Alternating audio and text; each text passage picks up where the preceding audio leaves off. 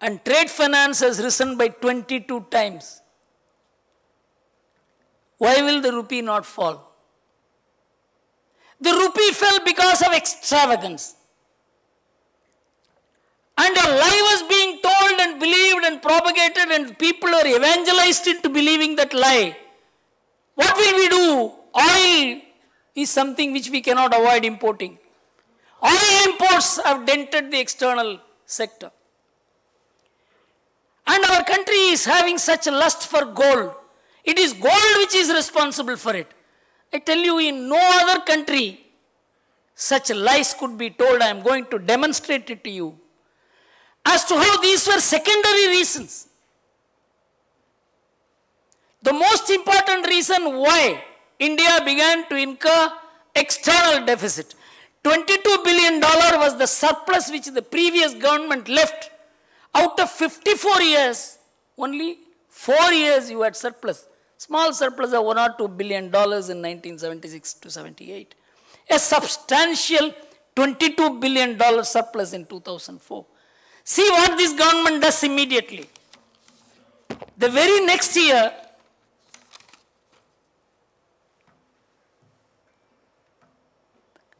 you have $22 billion surplus.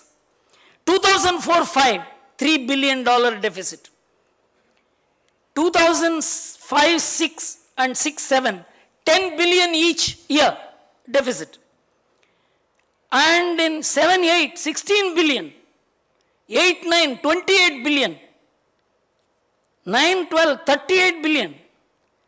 10-11, $48 billion. 11-12, $78 billion. 12-13, $89 billion. The total is $339 billion of external deficit in a matter of 9 years, which completely knocked down the Indian rupee completely. From 45 rupees to a dollar, the rupee depreciated to 68 rupees to a dollar. You could buy a dollar at 45 rupees in September 2011. By August 2012, you had to pay 68 to a dollar. Crash. Many people said this crash means exports. No exports. On the other hand, every rupee of fall in the value in relation to dollar means 10,000 crore additional rupee payment for oil. The same amount of dollar, you have to incur more expenditure in rupee that you have got to charge on to the people of India, or you have to bear it as a subsidy in the budget. 2,30,000 crores is the additional liability India incurred because of the fall in the value of the rupee. Did anyone understand what was the consequence of the fall in the value of the rupee? And a country which is having huge imports, when the rupee value falls, imports become costlier. Who will absorb that cost? The banks, the government, the people. And there is no intense analysis among businessmen, FICCI, CII, media, economic analysts, parliamentarians, completely in the dark, kept the country in the dark. $339 billion was the current account deficit, which eroded the foreign exchange reserves from $300 billion to almost $250 billion. Now we have begun borrowing money. We have begun borrowing by paying more interest to the NRI depositors. We have borrowed $23 billion to restore the foreign exchange to a respectable figure. But every financial analyst knows that your foreign exchange reserve of $300 billion is not your own money. It is debt. And it has dented the economy. And why this $339 billion deficit occurred? We were told it is oil. We were told it is gold. I am going to tell you the true story. You know, in this period, something unbelievable happened, unnoticed, undebated, even today. The amount of capital goods India imported in this 9-year period was $587 billion. The average capital goods import used to be $10 billion a year. It could be $20 billion. It could be $30 billion.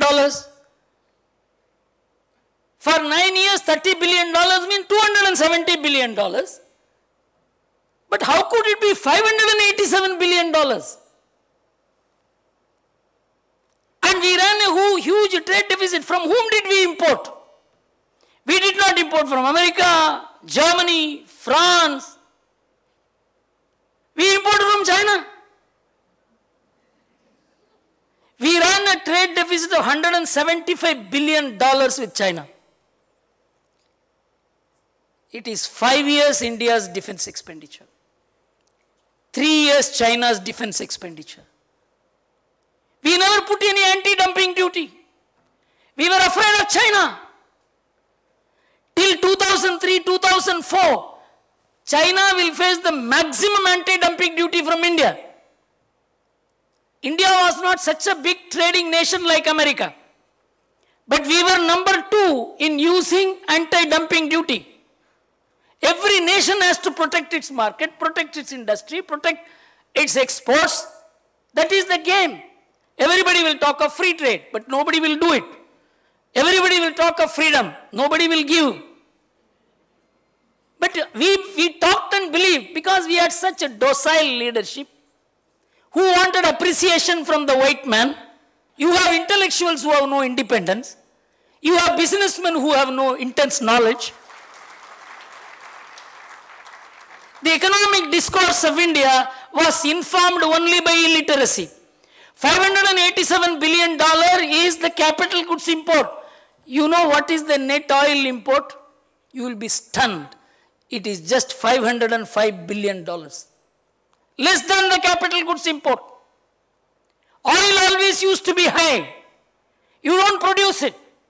Capital goods you produce. L&T produces turbines. BHEL produces turbines. But you go and import gas turbines from China, which will work only for 12 years. You have BHEL producing, which will work for 20 years. But because China was giving suppliers credit at 1% interest, Ambanis and others began importing from there. And to facilitate this import, zero-rated duty facilities were given. As a result of which, the tax giveaways, as they are called, you are taxed at 33% income tax. There is a certain rate of customs duty, there is a certain rate of excise duty. Then exemptions are given. All of us pay tax. But you know how corporate taxation is? If a company earns more than 500, the effective rate of taxation for those companies is just 23%. Though the fixed rate, legislated rate is 33%. This tax giveaways used to be 2.5 lakh crores a year in 2004, 5, 6, 7, 8. At that time, the FRBM Act came, which said you must disclose everything in the budget. It is Indian budget is one of the most transparent exercises in the world. Many of us have not read the budget document. Budget document is a 1,000-page document. It is not just the finance minister's speech. Most of us comment and conclude and certify and give marks to the budget based on the finance minister's speech.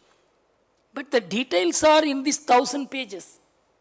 And it says that year after year, 2.5 lakh crores is the tax waiver given to people, given to industries, big companies. Nobody has audited whether these tax benefits have resulted in development. No audit, no inquiry. Okay.